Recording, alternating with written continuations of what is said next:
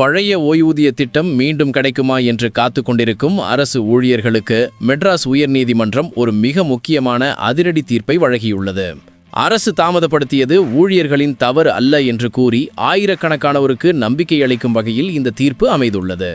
வணக்கம். சற்று முன் வெளியான முக்கிய அறிவிப்பின்படி உயர்நீதிமன்ற தீர்ப்பு யாருக்கு சாதகமாக வந்துள்ளது, எந்த ஊழியர்களுக்கு பழைய ஓய்வூதிய திட்டத்தின் கீழ் ஓய்வூதியம் வழங்க உத்தரவிடப்பட்டுள்ளது என்ற முழு விவரத்தையும் இந்த வீடியோவில் பார்ப்போம்.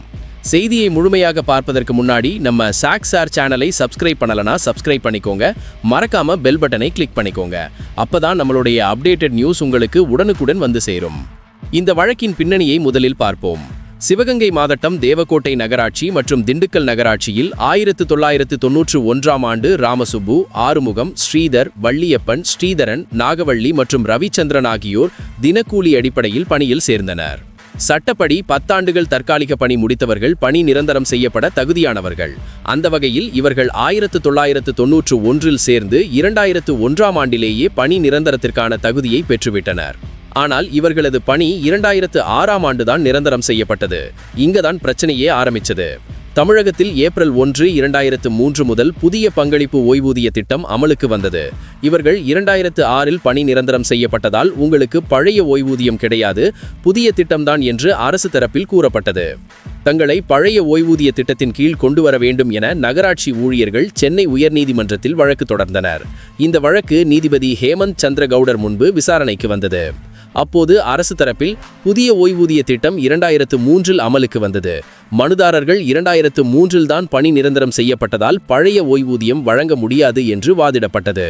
ஆனால் மனுதாரர் தரப்பில் ஆஜரான வழக்கறிஞர் பிரேம் நாராயணன் அவர்கள் மிக வலுவான ஒரு வாதத்தை வைத்தார்.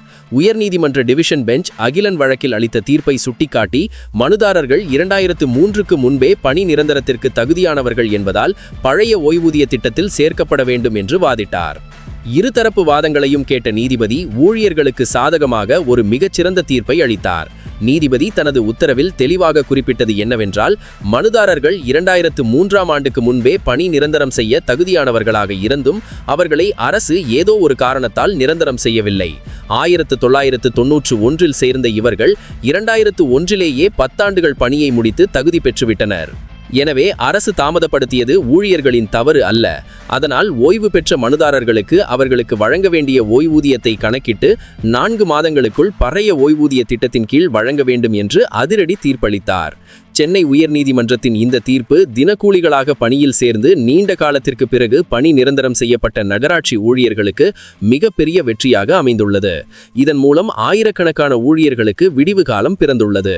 முக்கியமாக 1991இல் தினக்கூலியாக சேர்ந்து 10 ஆண்டுகள் பணி முடித்தும் தாமதமாக நிரந்தரம் செய்யப்பட்டவர்கள் தங்களையும் பழைய ஓய்வூதிய திட்டத்தில் சேர்க்க கோரி முறையிட இந்த தீர்ப்பு ஒரு முன்மாதிரியாக அமையும். இத்துடன் இன்றைய முக்கிய செய்தி நிறைவு பெறுகிறது. இதுபோன்ற செய்திகளை உடனுக்குடன் தெரிந்து கொள்ள சாக்சார் சேனலுடன் இணைந்திருங்கள். நன்றி, வணக்கம்.